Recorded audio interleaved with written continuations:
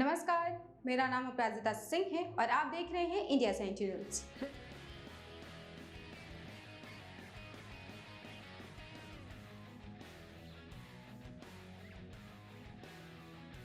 प्रधानमंत्री नरेंद्र मोदी की अध्यक्षता वाली सुरक्षा मामलों की कैबिनेट समिति यानी कि कैबिनेट कमेटी ऑन सिक्योरिटी ने अपनी बैठक में 26 राफेल समुद्री लड़ाकू विमानों के अधिग्रहण को मंजूरी दे सकती है। जानकारी के अनुसार भारतीय नौसेना ने अमेरिका के F-18 सुपर हॉर्नेट पर फ्रांसीसी लड़ाकू विमान राफेल मरीन के लिए अपनी प्राथमिकता जाहिर की है और नौसेना की ओर से राफेल मरीन की खरीद का प्रस्ताव CCS को भेजा गया है।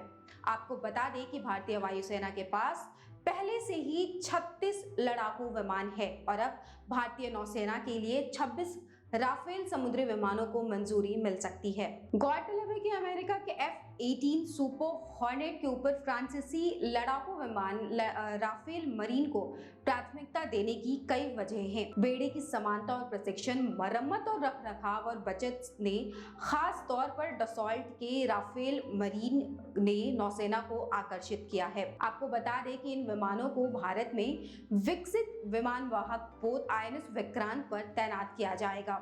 जानकारी के अनुसार रक्षा मंत्रालय ने एक व्यापक अनुबंध पर काम किया है जिसमें प्रदर्शन आधारित लॉजिस्टिक्स भी शामिल हैं, जो ये सुनिश्चित करेगा कि मूल उपकरण निर्माता विमान के समग्र रखरखाव और पुर्जों की आपत्ति के लिए जिम्मेदार होगा। डसॉल्ट INS विक्रांत पर राफेल के लिए एक रखरखाव सुविधा का निर्माण करेगा। इसके अलावा डसॉल्ट एविएशन कंपनी पायलटों को ट्रेनिंग देने के साथ ही नेवल एविएशन ग्राउंड क्रू को भी ट्रेनिंग देगी। आपको बता दें कि लड़ाकू विमानों को सभी समुद्री प्रणालियों से पूरी तरीके से लैस किया जाएगा, जिसमें समुद्री खोज रडार भी शामिल है जो समुद्र में पनडुब्बियों और युद्धपोतों का पता लगाने में सक्षम होती है। हालांकि विमान की कीमत अभी सामने नहीं आई है, लेकिन कहा जा रहा है कि ये भारतीय वायुसेना के संस्करण से काफी कम होगा। गौरतलब है कि सरकार ने ओपन टेंडर के बजाय एक अंतर सरकारी समझौते के माध्यम से ये अधिग्रहण करने का फैसला किया है।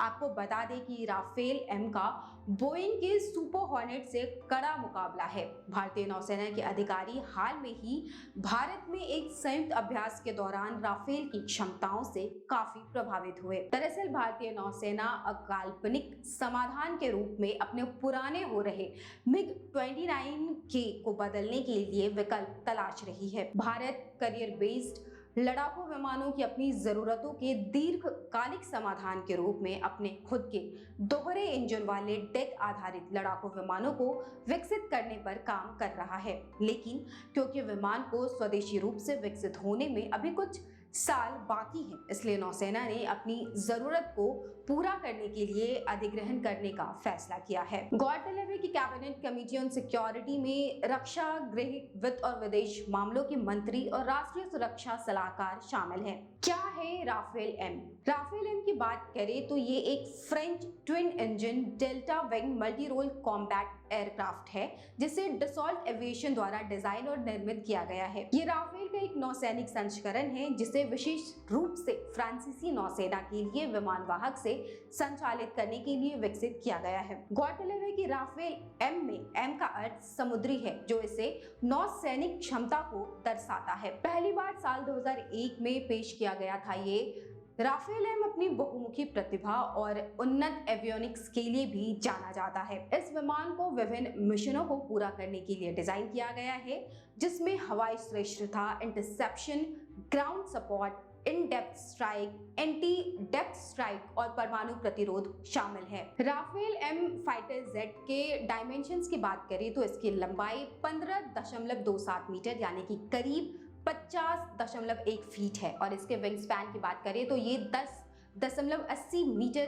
करीब 35.4 फीट है और इसकी ऊंचाई 5.34 मीटर है, जो कि करीब 17.5 फीट है। इसके अलावा इसमें 10,600 किलोग्राम का एम्प्टी वेट और 24,500 किलोग्राम का अधिकतम टेक ऑफ वजन है। राफेल M की अधिकतम गति मैक 1.8 यानी कि करीब 1912 किलोमीटर प्रति घंटा है। इसके अलावा राफेल एम हथियारों की एक विस्तृत श्रृंखला ले जा सकता है, जिसमें हवा से हवा में मार करने वाली मिसाइल, हवा से जमीन पर मार करने वाली मिसाइल और एंटी शिप मिसाइलें शामिल हैं। अभी खबरों में बस इतना ही। आगे सेना से जुड़े खबरों के लिए देखते रहें इंडिया सेंटिनल्स।